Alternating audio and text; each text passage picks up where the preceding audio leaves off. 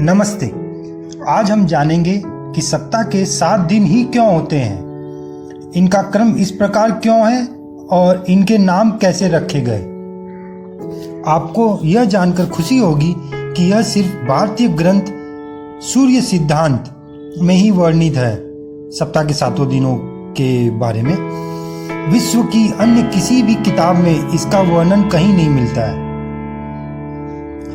ईश्वर ने यह संपूर्ण सृष्टि ही विज्ञान यानी कि साइंस के आधार पर निर्मित की थी। सृष्टि की रचना के आरंभ में सर्वत्र अंधेरा ही था।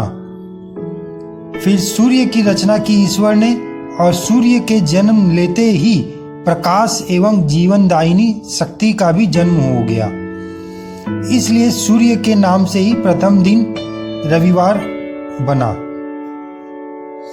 हमारी पृथ्वी पर हमारे सौरमंडल के 5 ग्रहों बुध, शुक्र, मंगल, गुरु और शनि का प्रभाव पड़ता है। इनके साथ ही साथ सूर्य और चंद्रमा का प्रभाव भी पड़ता है। इन्हीं सातों के प्रभाव के कारण ही पृथ्वी पर जीवन संभव हो पाया है। ये सभी एक गोल चक्कर में सदा घूमते ही रहते हैं।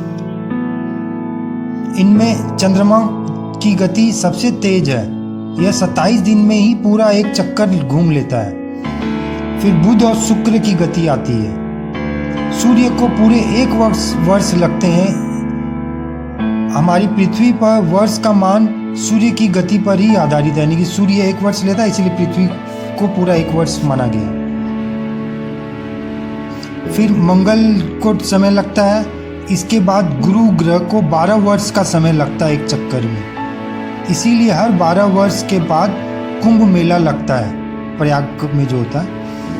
और सबसे ज्यादा समय शनि को लगता है, पूरे 30 वर्ष। इन सातों को यदि क्रम से धीमी गति से तीव्र गति के आधार पर रखते हैं तो पहले चंद्रमा आता है सबसे तेज और सबसे धीमा शनि। अब हम जानते हैं कि एक दिन में 24 घंटे होते हैं। प्रत्येक घंटे को हमारे सौरमंडल के आधार पर इन सातों ग्रहों को 1-1 घंटे का स्वामी बनाया गया है, यानी कि उस पूरे घंटे में इनके एक प्रत्येक ग्रह का प्रभाव रहेगा। पृथ्वी की जगह पर चंद्रमा को लिया गया है, क्योंकि पृथ्वी के ऊपर तो चंद्रमा का प्रभाव पड़ता है ना, वो उसी के ऊपर अगल बगल घूमता है, इसीलिए तब सूर्य से दिन का आरंभ माना जाता है, इसलिए प्रथम दिन रविवार कहलाया। अब अगले दिन यानी 24 घंटे बाद, जब 24 घंटा बीत जाएगा तो यानी कि 25वें घंटे में जिस ग्रह का प्रभाव सूर्योदय के समय होता है उसी के नाम पर उस दिन का नाम रखा गया था। आइए समझते हैं कैसे। अब सूर्य से गिनने पर 7वां मंगल आता है।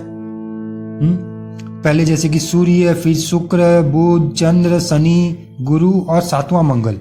इस प्रकार 21वां भी मंगल आएगा और 22वां फिर सूर्य आया, 23वां शुक्र आएगा, 24वां बुध आएगा। अब पूरा एक दिन समाप्त हो गया। फिर अब सूर्योदय होगा 25वां घंटा, यानी कि अगला दिन सूर्योदय होगा, तो वह अब आएगा चंद्रमा आएगा, क्योंकि उस समय चंद्रमा का प्रभाव है। तो 25वें घंटे में चंद्रमा यानी कि सूर्योदय के समय में चंद्रमा का प्रभाव होने से उस दिन का नाम सोमवार पड़ा, यानी कि दूसरा दिन सोमवार हुआ। सोम यानी कि चंद्र का दूसरा नाम सोम।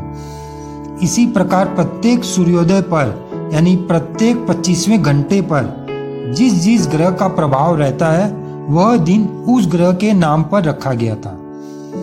इस प्रकार चंद्र से 25वां मंगल आता है तो मंगलवार पड़ा। मंगल से 25वां बुध आने से बुधवार पड़ा। बुध से 25वां गुरु आया तो बृहस्पतिवार या गुरुवार पड़ा। गुरु से 25वां शुक्र आया तो शुक्रवार नाम पड़ा। शुक्र से 25वां शनि आया तो शनिवार नाम पड़ा। अब शनि से 25वां फिर से सूर्य आता है तो वापस से वही क्रम शुरू हो गया, इसलिए 7 दिन हुए, उसके बाद वही क्रम शुरू हो जाता है। यही 7 दिनों का समूह सप्ताह बना कहलाया। सप्ताह के 7 दिनों का यह क्रम हमें ग्रहों की कम व अधिक गति का स्मरण भी दिलाता रहता है। प्राचीन काल में सिर्फ हमारी भारतीय संस्कृति में ही 7 दिन हुआ करते थे। मिस्र के लोग 10 दिन मानते थे, ग्रीक और रोमन के 8 दिन मानते थे। बाद में 7 दिनों के समूह को ही सप्ताह का मान्यता प्राप्त हुई। और एक देखते हैं, अंग्रेज रात के 12 बजे दिन की शुरुआत मानते हैं, आधी रात को।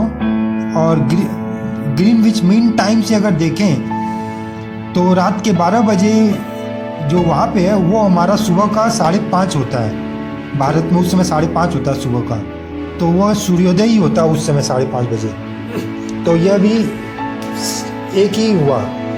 यही आधार रख के हमारा पूरा विज्ञान और सप्ताह का नाम रखा गया है। धन्यवाद। चैनल सब्सक्राइब जरूर करिएगा। आपका मित्र रवि भरतिया।